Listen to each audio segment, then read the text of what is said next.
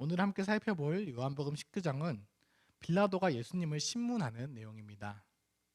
로마 총독 빌라도는 예수님을 향해 죄를 찾지 못하노라 하고 3번이나 공언했습니다.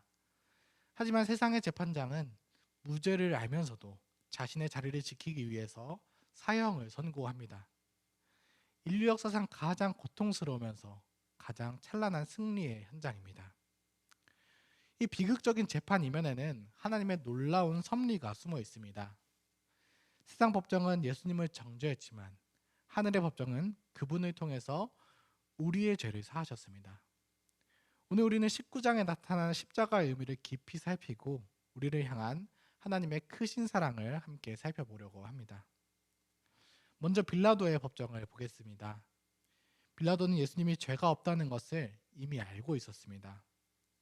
그래서 그는 예수님을 석방하기 위해서 사람들의 동정심을 유발시키려고 합니다.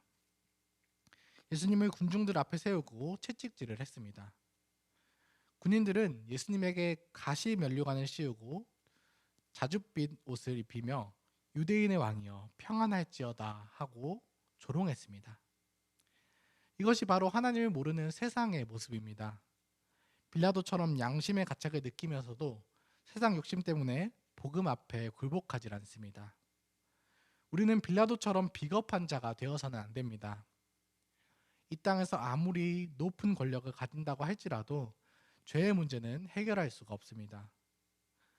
우리의 죄의 문제를 해결할 수 있는 유일한 방법은 오직 그리스도 앞에서 엎드려서 회개하는 방법밖에 없습니다. 그럴 때에만 우리에게 참된 회복이 있고 치유가 있습니다. 유대인들은 예수님이 자신을 하나님의 아들이라고 했기 때문에 그를 죽여야만 한다고 소리쳤습니다. 이에 빌라도는 예수님께 너는 어디서 왔느냐 하고 물어보았지만 예수님은 침묵하십니다. 진리에 무관심한 자에게 예수님은 침묵으로 대답해 주십니다. 결국 빌라도는 백성들이 이 사람을 놓으면 가이사의 충신이 아니다 라고 협박을 하는 것을 듣고 결국에는 그 예수님을 사형 선고를 합니다. 우리는 이처럼 유대인들처럼 되어서는 안 됩니다. 그들은 율법의 말씀대로 사람은 결코 하나님이 될 수 없다는 것을 알고 있었습니다. 하지만 눈앞에 계신 분이 하나님 그 자신이라는 것을 알지는 못했습니다. 성경을 제대로 배우지 못하면 우리도 종교적인 감정에 휘둘려서 주님을 부인해버리는 군중이 될 수도 있습니다. 우리가 사람을 가볍게 대하는 것은 그리스도를 부인하는 것과 같습니다. 모든 성도들을 나보다 낮게 여깁시다. 그리스도께서 그 안에 계십니다. 그리스도를 옥받듯이 사람들을 가볍게 대하지 맙시다. 예수님께서 십자가에 달리신 것은 힘이 없어서 달린 것이 아닙니다. 그것은 성경에 기록된 하나님의 약속을 하나하나 능력 있게 이루어 가시는 과정이었습니다. 빌라도는 십자가 위에 그 히브리, 로마, 헬라의 언어로 팻말을 써서 붙였습니다. 나사렛 예수 유대인의 왕. 유대인들은 이것을 보고 자칭이라고 고쳐 쓰라고 항의했지만 빌라도는 나는 나의 쓸 것을 썼다라고 하면서 그대로 두었습니다. 하나님은 이방인 빌라도의 손을 통해서 예수님이 온 세상의 왕이심을 그 땅에 공포하게 하셨습니다. 예수님의 옷을 군인들이 제비를 뽑아서 나누는 것이나 예수님께서 목마르다 말씀하시면서 신 포도주를 받으시는 것은 모두 구약 성도들이 고난 중에 올렸던 기도를 예수님이 직접 몸으로 받아주시는 장면입니다. 예수님은 십자가에서 구약 성도들의 고통을 대신 짊어짐으로 그들을 의롭다고 인정해 주셨습니다. 우리가 고난 중에 주님을 따라 살아갈 때 하나님은 우리를 의롭게 여기시는 그 근거도 바로 이 십자가에 있습니다. 이제 예수님께서는 십자가의 죽음 앞에서 어머니를 그 제자 요한에게 부탁하십니다. 가장 고통스러운 순간에도 가족을 돌보며 십자가 보혈로 맺어진 그 교회라는 새로운 가족을 우리에게 선물해 주셨습니다. 30절에서 예수님이 이제 다 이루었다고 말씀하시고 숨을 거두십니다. 군인들이 예수님의 죽음을 확인하기 위해서 다리를 꺾으려고 했지만 이미 돌아가셨기 때문에 꺾지는 않았습니다. 대신 옆구리를 창으로 찌르니 피와 물이 쏟아졌습니다. 이는 출애굽기 12장 46절에서 유월절 어린 양의 뼈를 꺾지 말라는 예언의 성취입니다. 예수님은 우리를 심판에서 건져내신 참된 유월절의 어린 양이십니다. 예수님이 숨을 거두시자 아주 놀라운 일이 벌어집니다. 지금까지 제자임을 숨겨왔던 아리마대 요셉과 밤에 몰래 찾아왔던 니고데모가 당당하게 나옵니다. 그들은 이제 세상의 시선에 두려워하지 않고 왕에게 드리는 귀한 향품과 세마포로 주님의 장례를 치릅니다.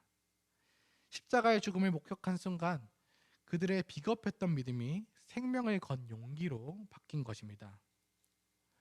우리도 이들처럼 이제는 주님을 부끄러워하지 말고 삶의 현장에서 당당히 그리스도인임을 고백하며 살아야 합니다.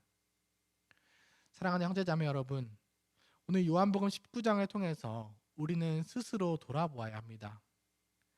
그리스도께서 우리를 위해 모든 물과 피를 쏟으셨는데 우리는 무엇을 붙들고 살아가고 있습니까? 예수님께서는 십자가 위에서 다 이루었다고 말씀하셨습니다.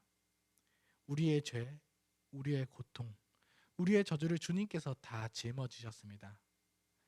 이제 우리는 자랑할 것이 없습니다. 우리가 아무리 노력하고 착한 일을 많이 할지라도 구원에 이를 수는 없습니다. 오직 주님의 십자가 공로만을 의지합시다. 우리는 이제 서로를 소중하게 여깁시다. 주님께서 십자가로 묶어주신 우리 성도들은 한 가족입니다. 나보다 남을 낮게 여기며 사랑으로 섬깁시다.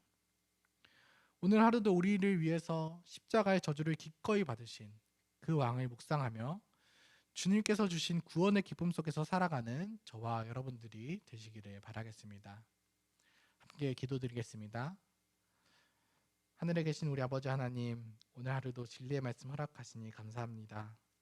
말씀을 통해 우리를 향한 주님의 크신 사랑과 십자가의 은혜를 깨닫게 하시니 감사드립니다. 죄가 없으신 예수님께서 세상의 법정에서는 정죄를 받으셨지만 그 십자가를 통해 우리의 죄를 사하시고 구원의 길을 열어주심에 감사드립니다. 모든 것을 다 이루신 주님의 은혜 앞에 우리가 자랑할 것이 그리스도 외에는 아무것도 없습니다.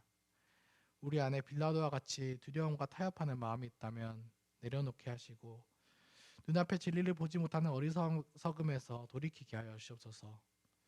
오직 주님 앞에 회개하고 주님만을 붙들고 나아가는 믿음을 허락하여 주옵소서. 목사님을 통해서 생명의 말씀이 계속해서 선포되게 하시고 우리가 서로를 가볍게 여기지 아니하고 그리스도의 피로 하나 된 교회 공동체로 세워지게 하여 주옵소서. 직분자들이 자신보다 남을 낮게 여기고 또 사랑으로 섬기게 하시고 십자가로 맺어진 한 가족으로 살아가게 하여 주옵소서.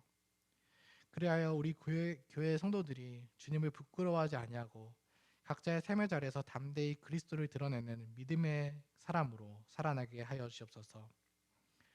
지금 이 시간에도 질병으로 고통받는 성도분들을 하나님께서 회복시켜 주시고 인간관계에서 어려움을 겪거나 재정의 어려움을 겪는 이들에게 하나님께서 위로와 복을 더하여 주시기를 기도드립니다.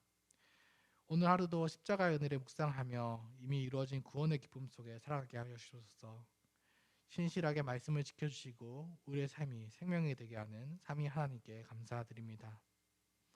예수님의 이름으로 기도했습니다. 아멘. 은혜로운 기도 시간이 되시기를 바라겠습니다.